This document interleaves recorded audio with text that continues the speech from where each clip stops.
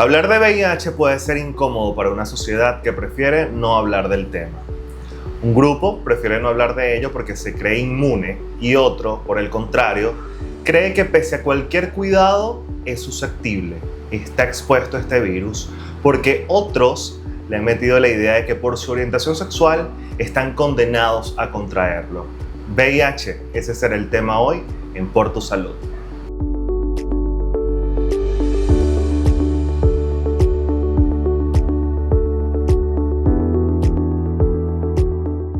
Por Tu Salud llegó a ustedes gracias a Agua Los Alpes. Hidrátate con entusiasmo. Amigos de Public Magazine, bienvenidos a otra edición de Por Tu Salud. Soy José Francisco Carvajal y desde ya pongo a su disposición nuestras redes sociales @PublicInsight, @PublicMagazine y @CarvajalJosé_. Hoy hablaremos sobre VIH-Sida a propósito de que en el mes de diciembre se crea conciencia sobre este virus que, si no es tratado a tiempo, puede llegar a SIDA y que puede producir la muerte de las personas. Para ello nos encontramos con la doctora Lili Soto, quien es infectólogo y especialista en VIH-Sida. Gracias por recibirnos, doctora. Muchísimas gracias, José, por invitarme a tu programa. De verdad que sí. Doctora, hay muchas dudas en relación al VIH y yo creo que es importante hablar sobre el origen. Muchas personas tienen ciertas teorías, pero me gustaría saber qué opina la ciencia, qué ha logrado hasta ahora demostrar la ciencia en relación a lo que fue el génesis de este virus que tuvo su pico en los años 80, 90 y acabó con la vida de millones de personas, y eso de alguna manera pues ha generado cierto temor que aún arrastramos incluso en la actualidad. Claro, y fíjate, constituye una pandemia que no ha sido controlada. Nunca ha podido ser controlada desde los 80. Pero bueno, hablando de la génesis, cuando hablamos de la génesis de algo tenemos que irnos a la piedra angular y sabemos que se describe que aproximadamente en 1920 o en esa década hubo algo que se llama zoonosis, es decir, una transmisión de una enfermedad que usualmente tienen los animales y que puede pasar al humano. En este caso, este virus era el virus de inmunodeficiencia simia. Pasa al humano, eso se llama salto epidemiológico, y para nosotros los infectólogos y los epidemiólogos eso es súper interesante. Hablábamos tras de cámaras de monkeypox, es otra zoonosis. Y bueno, ocurre esto. Ahora, fíjate, eso es en África, pero el boom ocurrió aquí en América, en este continente, en Nueva York y en Los Ángeles. ¿Cómo te explicas eso? Bueno, es difícil. Es difícil, evidentemente. El paciente cero no significa el primero que tuvo la infección, sino el primero que identificamos, el primero que consultó, el primero que nos dimos cuenta que tenía algo raro, porque era algo raro, era algo diferente. Claro. Fue como COVID, ¿no? Al principio nosotros, bueno, es una gripe, no, mira, es una neumonía, no, mira, tal, y luego es que tú te vas encontrando con muchas inconsistencias que te llevan al fondo, ¿no? Entonces sí, efectivamente, fue en África y hubo ese salto epidemiológico que nos trae hasta hoy. Pero todavía hay muchas cosas que tenemos que seguir dilucidando. Y hay algo importante que también debemos mencionar, y es el hecho de que la comunidad sexodiversa fue quizás el blanco, ¿no? De ese virus. El mayor número de casos se registró en personas sexodiversas, y eso de alguna manera ha generado que, bueno, incluso desde el origen, desde el descubrimiento, desde esa explosión, tal como lo has mencionado, de casos en Nueva York, mucha gente incluso llegó a llamar este virus como el cáncer gay. Sí. ¿Por qué? Porque generaba o sigue generando en casos no tratados pues una neumonía muy fuerte que puede generar la muerte del paciente, y además un tipo de cáncer que es conocido como sarcoma de Kaposi. ¿Cuáles crees tú que fueron los factores que incidieron en que este virus afectara con mayor dureza a la comunidad sexodiversa? Bueno, fíjate, en ese momento, yo siempre hablo de eso, ¿no? Y me encanta, que en ese momento en el mundo se estaba abriendo a la sexodiversidad, que en ese momento no se llamaba así, ¿no? Ok, sí, claro, obvio. Todo esto ha cambiado. De hecho, lo que se conoce hoy en día como comunidad LGTB empezó como el Gay Task Force, que fue inaugurada esta fundación por Bruce Boller. Bruce Boller fue un hombre biólogo que se vio forzado, como era en los 60, a casarse, tener una vida súper tradicional, tener hijos, y cuando en el 70 y pico él decide separarse y tener una vida, ¿verdad?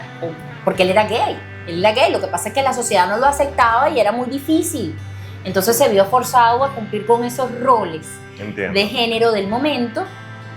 Él se infecta con VIH, ¿verdad? Y él es el que le sugiere, para que lo sepas, a los CDC de Atlanta y a OMS que le denominen virus de inmunodeficiencia humana y que dejen de llamarlo gay flu, porque en inglés era cáncer gay, o la peste rosa o la enfermedad de 4H, que afectaba a los homosexuales, TH, haitianos, negros y hemofílicos. Una de las mujeres que más sufrió con este tema de VIH fue una de las senadoras de los Estados Unidos, porque ella tenía un hijo que era hemofílico, ¿verdad? Antes también se creía que las mujeres no podíamos ser hemofílicas, que era una condición específica del hombre, del varón. Okay. Y pues en una de esas, pues el chamo se infecta. Y evidentemente esto fue un paciente muy complicado de tratar, él muere de VIH. ¿Sí? En un momento en donde no había tratamiento antirretroviral y donde dependía de paso de transfusiones constantes por la hemofilia. Entonces fue algo muy, muy doloroso para ella y ella apoya a Bruce Boller y dice, sí, vamos a cambiar el nombre porque yo tengo un hijo hemofílico en casa que está infectado por VIH y no es justo que nosotros le pongamos esa máscara a eso o ese tilde. Y en los últimos años, tal vez en los últimos 4 años, nos hemos dado cuenta también cómo con monkeypox se quiso hacer lo mismo, ¿no? ¿Quiénes eran los más afectados? La comunidad. En específico, los hombres que tienen sexo con hombres. ¿Ok? Entonces, y parece mentira, y disculpa que te interrumpa, pero parece mentira que muchas veces son los mismos entes sanitarios los que refuerzan esas hipótesis. Y lo digo porque recuerdo que incluso dentro de las acotaciones que daba la Organización Mundial de la Salud era precisamente esa, de que los hombres que mantenían sexo con otros hombres eran los que, digamos, estaban expuestos al monkeypox. O sea, de cierta manera eso hace que ciertas personas radicales o ignorantes digan, descarten que, por ejemplo, un hombre heterosexual o una mujer o un hombre bisexual o una mujer bisexual pueda llegar a contraer el monkeypox. Sí, bueno, porque hay muchas creencias. Ojo, eso no quiere decir que los hombres que tienen sexo con hombres, mujeres transexuales, etcétera, etcétera, no formen parte de los grupos clave. Sí forman parte de los grupos clave. Es decir, en el mundo, y lo hablábamos, hoy en día el 53% de las personas que ven con VIH son mujeres y niñas entre 15 y 24 años. Pero en estos países, en nuestros países y en este lado del mundo, todavía predominan los hombres. O sea, ustedes siguen liderizando. De hecho, de cada 4 personas en Venezuela, una que vive con VIH es mujer. Los otros 3 son hombres, son varones. Y tenemos más o menos esa proporción de 70-30. Pero sí ha habido un aumento también acá de mujeres, ¿sí? Okay. Y no es por el lado de si es que es heterosexual o homosexual. ¿Qué influye allí? Ahí ha influido mucho la violencia sexual a la que está sometida la mujer. En todos los contextos. Yo lo decía, y bueno, hay algunas personas que no están muy de acuerdo conmigo porque me tachan así como que de ultra feminista, que sí soy, ojo, y que no lo veo como algo malo, pero a lo que vamos es que fíjate que en muchas oportunidades al hombre gay, porque lo atacan porque entonces se supone que para esta sociedad patriarcal asume características muy femeninas y lo femenino es atacable. Eso es interesantísimo lo que acabas de decir. Eso es algo que me ha llevado a la vida. Ojo, eso no es, no lo aprendí en la escuela de medicina. ¿Sí? Okay. Te das cuenta de eso, ¿no? Eso explicaría, y voy a hacer un paréntesis aquí, eso explicaría por qué socialmente es más aceptado un homosexual que una lesbiana. Y que además un homosexual que se comporta o que tiene actitudes masculinas a un homosexual que es afeminado, que es amanerado y que, digamos, socialmente es tachado de mariquito, porque hay que decirlo así. O sea, ¿lo podemos decir así? ¿Aquí en cámara? Yo creo que sí. Ahorita YouTube me censura. Hoy estamos sin filtro. Yo veo, porque... Ok, sí, es así. Es así, de hecho es tan así que si ves como ciertas cosas, ¿no? Como que sí, yo te acepto a ti como gay, como hombre gay, ¿no? Si fuera como que un trabajador mío o alguien al que yo voy a contratar, pero tienes que comportarte de cierta forma, tienes que ser serio. ¿Quién te dice que una característica femenina no es seria? ¿Ves? A lo que hemos llegado, ¿no? Entonces, bueno, eso es lo que ha sucedido. Ha habido mucha violencia sexual contra la mujer.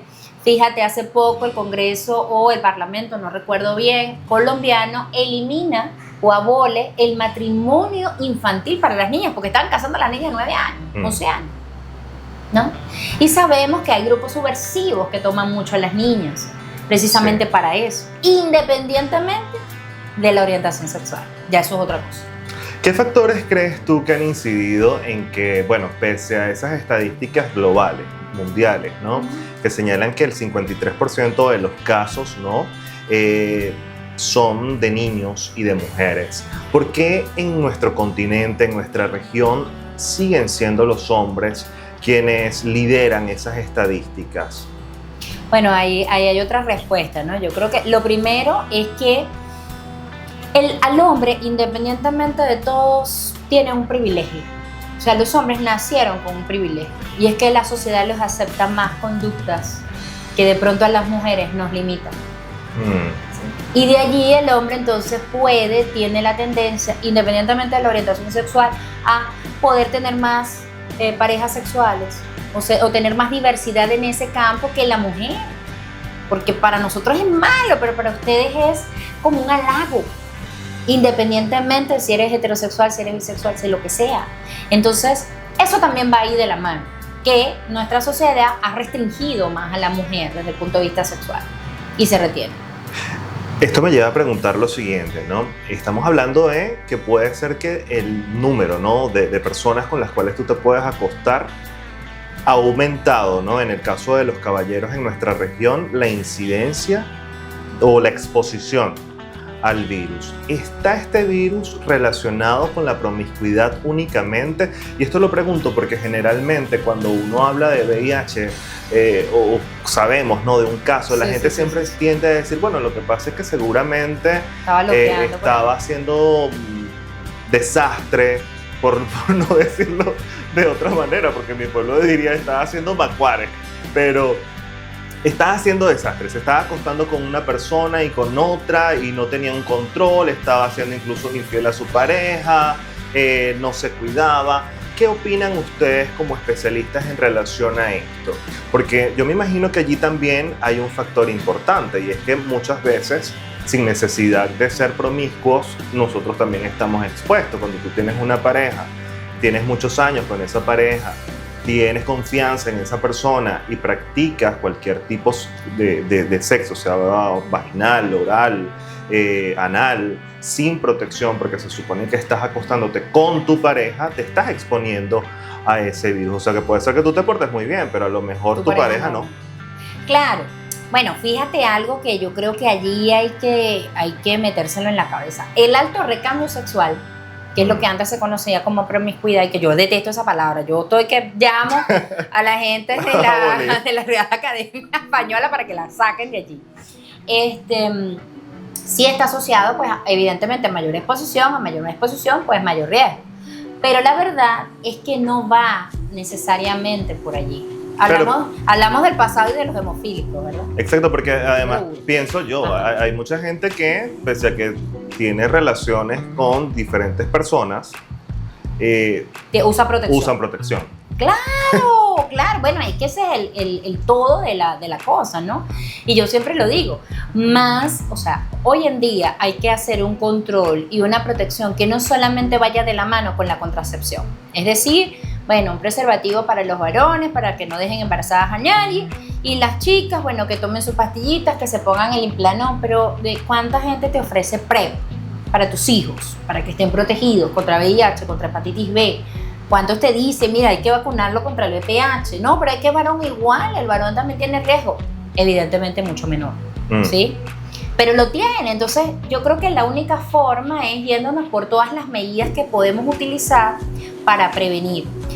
La consulta de VIH en la que yo he manejado en estos años que tengo de graduada, siempre se sienta en este escritorio enfrente de mí mujeres que son amas de casa, hombres que son sumamente dedicados a su pareja, sean homosexuales o heterosexuales o lo que sea. O sea, es algo a lo que todos somos vulnerables. Evidentemente, vuelvo y repito, hay grupos o poblaciones claves que tienen más riesgo. Exacto. ¿Sí? Las personas que practican check sex, bueno, ellos están más expuestos, evidentemente. Pero no quiere decir que una persona que, o sea, aquella persona que sea sexualmente activa tiene riesgo. Exacto, eso es importantísimo, ¿no? Procesarlo como para y que ya almacenarlo. quede para toda la vida. En relación a lo que viene siendo la transmisión vertical, muy pocas veces se habla de ella, porque generalmente, como lo hemos venido diciendo, sí, se habla mucho de eso. Generalmente se habla, ¿no?, de lo que es la transmisión a través de la vía sexual. Pero en este caso, ¿cómo puede explicarse, ¿no?, esa transmisión vertical? ¿Qué influye allí? ¿Qué intercambio a lo mejor de fluidos hay en este caso por parte de la madre al niño? Y además, ¿cuáles son los métodos con los cuales se cuenta en la actualidad para evitar este contagio? Ok. Bueno, fíjate, la transmisión vertical es de la madre al niño, pero no nada más cuando está el bebé en el vientre, ¿sí? Okay. Una vez que el niño haya nacido, también hay riesgo de transmisión vertical a través de la lactancia materna. Por eso es que nuestra campaña siempre ha sido como que, mira, toda mujer que vive con VIH, que tenga un bebito, lo primero es que en lo que se sepa del diagnóstico hay que llevarla a la indetectabilidad. ¿Qué significa? Bueno, significa que con tratamiento antirretroviral hacemos que ese virus no esté en la sangre y por ende no lo puede transmitir al bebé. Eso por un lado. Y por el otro, evitar la lactancia materna, ¿sí? Porque nosotros cuando hablamos de cargas virales lo medimos en sangre, pero no medimos en leche materna. Y la leche materna es una exposición muy prolongada. Ahorita que ya has estado un poquito más abierto, voy a decir lo siguiente. Si usted se pone a pensar cuántas veces toma o come un bebito leche, sobre todo cuando es lactancia materna exclusiva, es cada 2 horas, cada 3 horas. ¿Eso es cuántas veces al día? ¿Cuántas veces al día? Un montón. Sí. 12 veces, 10 veces al día. Imagínate, la exposición es mucha. ¿Ves? Generalmente, sin querer sonar mojigata, muy pocas personas pueden tener 10 veces relaciones sexuales en un solo día. Entonces, ¿por qué protegemos tanto a los bebés de la lactancia materna? Porque la exposición es mucha. Entonces, si hay riesgo, ese riesgo se aumenta. Hay guías, sí, José, hay guías ahorita. La Asociación Americana, para mí, lo hizo muy rápido. Lanzó como un protocolo de cómo podemos asesorar a las madres que quieran lactar, independientemente de que nuestra recomendación es que no lo hagan. Y nosotros y nosotras no podemos decirle no lo haga, porque de pronto se va a sentir juzgada, sino tratar de orientarla cómo es la mejor forma. ¿Cuál es la mejor forma? Que esté indetectable, pero también sabemos otra cosita. A veces no es tan fácil, ¿no?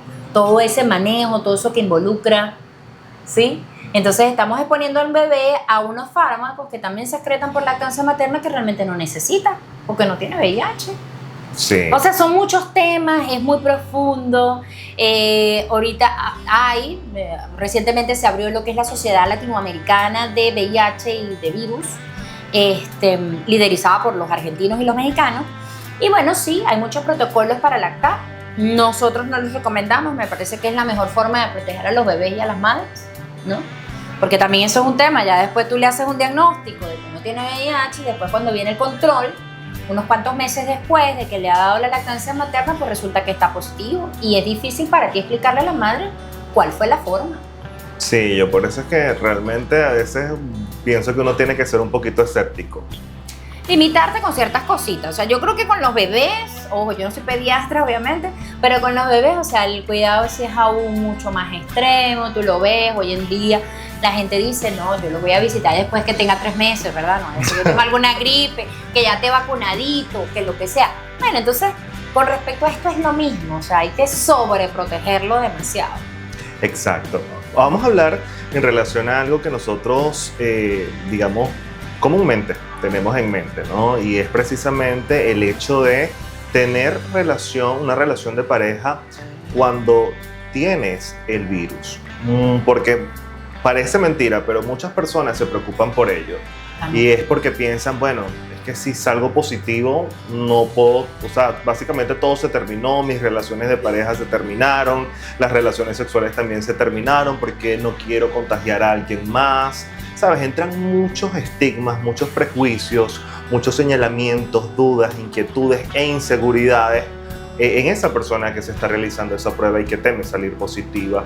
¿Cómo se maneja en este caso lo que es la prevención cuando un integrante de esa pareja es positivo y el otro no?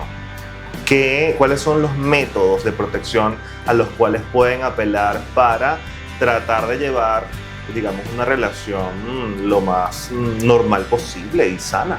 Claro, pueden y llevan relaciones completamente normales.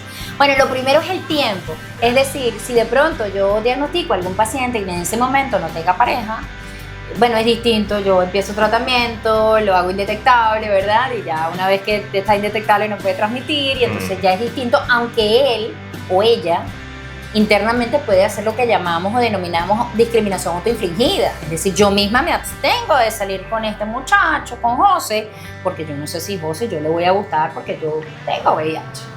Dándote un ejemplo.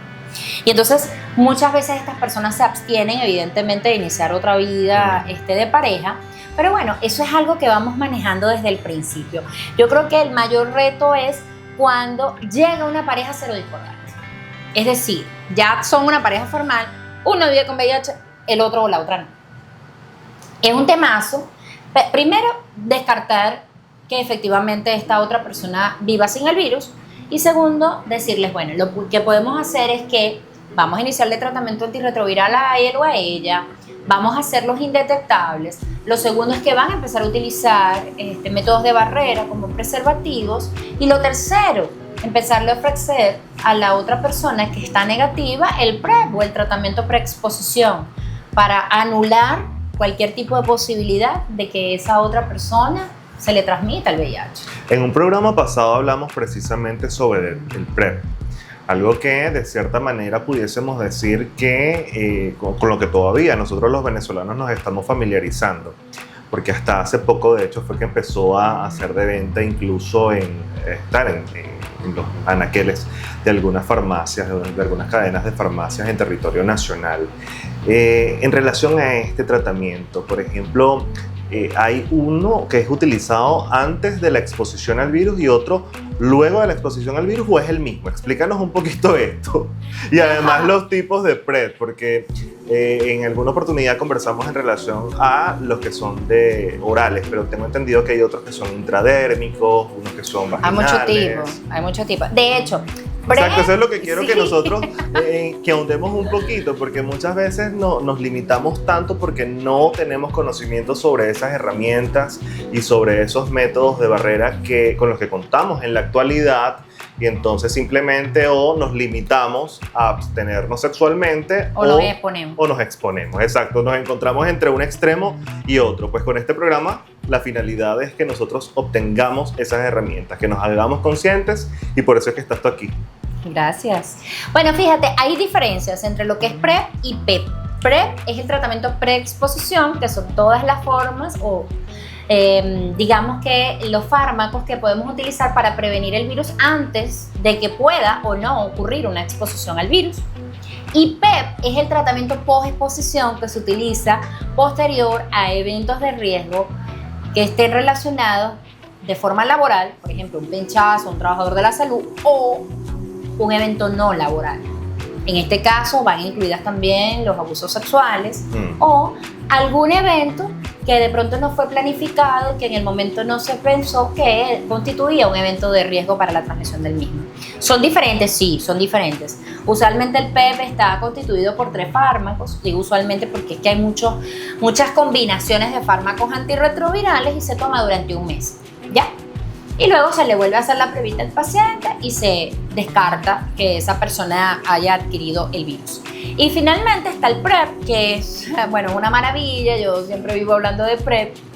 Hay muchos tipos, tenemos aquí a nivel nacional ya también en el sector público. Okay. Son fármacos vía oral que hay varias formas de tomarlo. Se puede tomar on demand, como lo denominan los británicos, o continuo, que es decir, todos los días tomamos el medicamento. Y de esta forma estamos protegidos cuando tengamos eventos de riesgo para VIH. Eso te iba a preguntar, porque me imagino que, digamos, una opción u otra va a variar dependiendo de la frecuencia con la que la persona también tenga relaciones sexuales. Porque si, por ejemplo, es una persona que no tiene una pareja estable y que son encuentros casuales que no son tan frecuentes, me imagino que le sirve esa de tomarse una pastilla un día antes, 2 pastillas el día antes. Exacto. Pero tú estás perfecto. No, bueno, es que estoy aprendiendo de ti. Ahora estás ateado. Bueno, mira, sí, depende de la frecuencia, pero también depende del sexo. Es decir, a las mujeres generalmente le proponemos el PrEP continuo.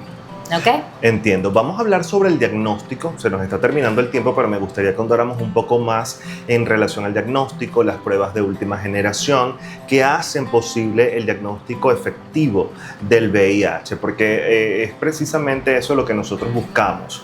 Incluso me gustaría saber con qué frecuencia deberíamos realizarnos estas pruebas, porque siempre es importante decirlo.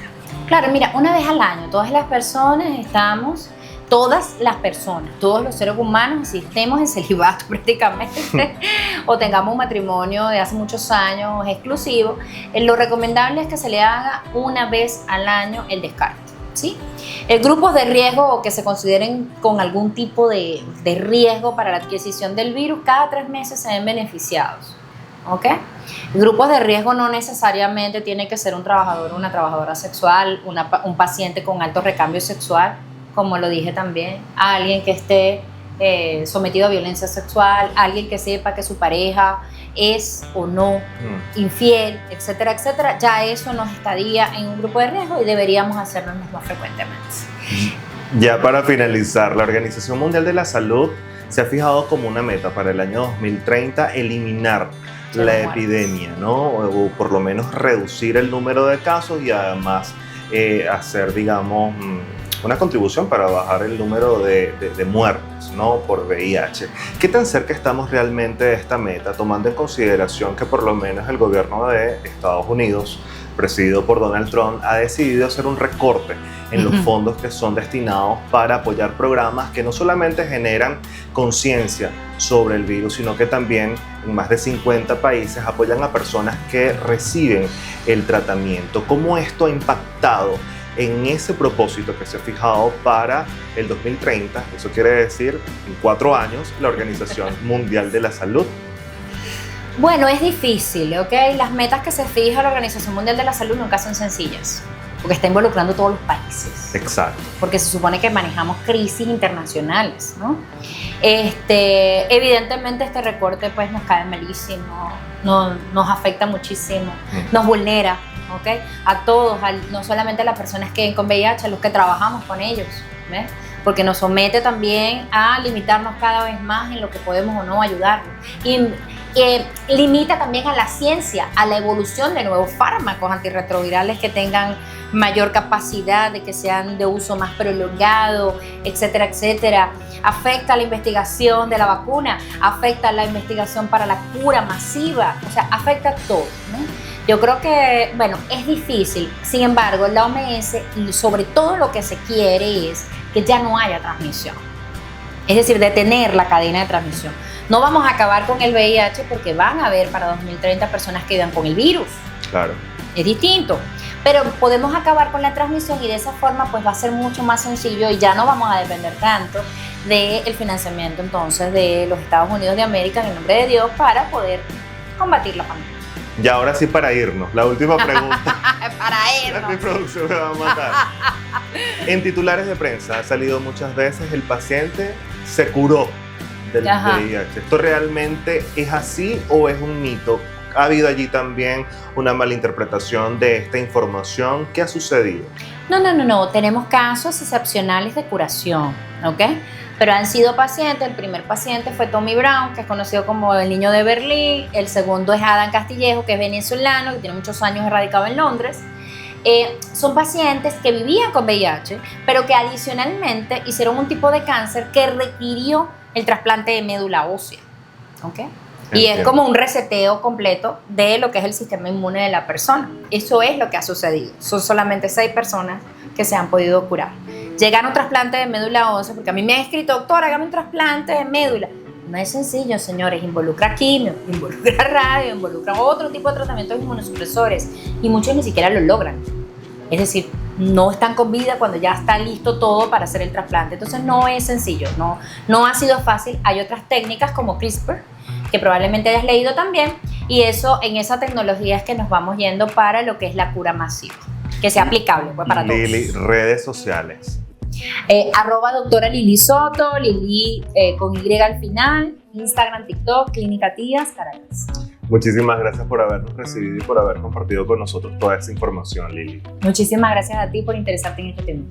Y gracias a ustedes por la sintonía. Recuerden que es importante abandonar los prejuicios, esos estigmas, el miedo, hacernos conscientes de que en la actualidad existen herramientas, existen avances científicos que le han permitido a los médicos brindarnos a nosotros herramientas. Y por supuesto también los pacientes con VIH tienen la posibilidad de continuar con vida siempre y cuando reciban el tratamiento en el momento indicado. Nosotros de esta manera nos despedimos deseándoles a ustedes una feliz Navidad, felices fiestas decembrinas, redes sociales activas, @Publicite, @Public Magazine, @Carvajal_. Será hasta una próxima oportunidad.